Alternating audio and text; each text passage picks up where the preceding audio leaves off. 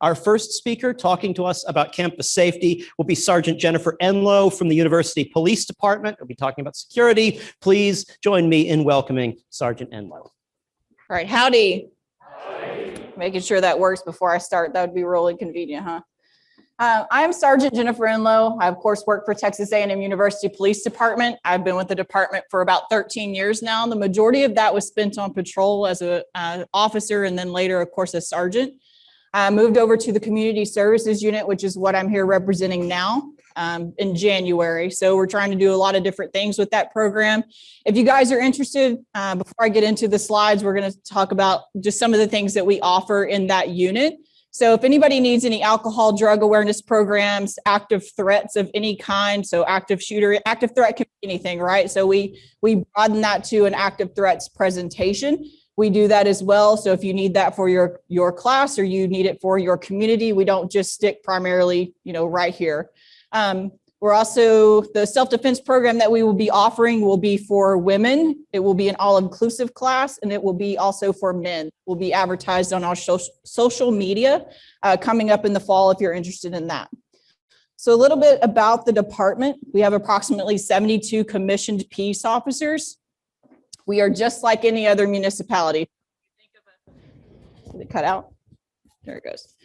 So if you think of Bryan, College Station, or the city of wherever you come from, we are exactly the same. We never stop working 24 hours a day, 7 days a week. We are also here on holidays and everything else.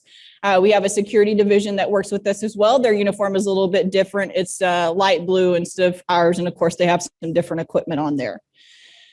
Our jurisdiction is through the education code, right? Some of people get this confused. They'll see an officer make a traffic stop on Texas Avenue, and they'll say, well, why are you pulling me over? You work for Texas A&M. That's true. I do work for Texas A&M. But Texas A&M also, because of the way it's written up in the education code and because of our fantastic agriculture department, we have jurisdiction in the 254 counties of the state of Texas. So don't be surprised if you see our officers in other locations besides just our main property. The other thing is we don't just have main campus. A lot of people get that confused as well. Park West, Century Square, the new Brookshire Brothers, if you haven't been there, is really cool. That's also ours, the airport and Rellis campus. So we're kind of all over, which I think is a good thing. We provide a lot of mutual aid to Bryan, City of College Station, Brazos County Sheriff's Office. So we're a little bit of everywhere, so if that makes sense. All right, so to break up our department, we have, of course, our patrol division, which you're obviously familiar with. We have a bike patrol unit that you'll see around a lot at sporting events, especially the football. And then we also have a field training program, which is just a program that trains our new officers in a K-9 unit. We also, of course, just like any other police department, have a criminal investigation division, and we have our own dispatch system. So some agencies go through a central dispatching system. We have our own. And then we have a records division and other things. Our K-9 unit is still relatively new. They've been around for a few years. One thing I would ask is that we don't just automatically go up and pet the dogs. They are not bite dogs. They are strictly for explosives. There are some that are trained differently than others, but they do, most of the time they are pretty friendly. And if the K-9 handler is okay with you petting them, then of course, by all means have at it. But most of the time they are gonna want you to ask before you do that. You'll see them again at football, any kind of major sporting event or anything like that. And you may also see them walking around campus as well. All of our officers are required to do a foot patrol. So just because you see an officer walking around either K-9 or someone that's uniformed like me, doesn't necessarily mean that there's an emergency. We like to be out in our community. You guys are our community as well as our corporate community and everywhere else in the Brazos Valley. So we do like to be seen and be interactive with you guys. Some of our other police divisions, again, communications, records, personnel and recruiting, information technology, our Clery division, which we'll talk about in just a second, and then training and special events. You'll see the big photo on the to y'all's right, yell practice, right? So you'll see us all over. So hiring standards, we do require some educational background. So all of our officers either have a bachelor's degree or some type of combo of college education, military experience, or experience from somewhere else. So we put that in there so that you guys know that we've been in your shoes, that when we come and talk to you, deal with certain instances. We've been in those shoes before, so we get it. Go to the next one. We are a CALEA accredited agency, and it's exactly what it says on the screen. It improves law enforcement service delivery based on national body of standards developed by law enforcement professionals. So basically, we go through an audit every few years. So we just went through one where we have to tell auditors come in and look at all of our documentation, our policies.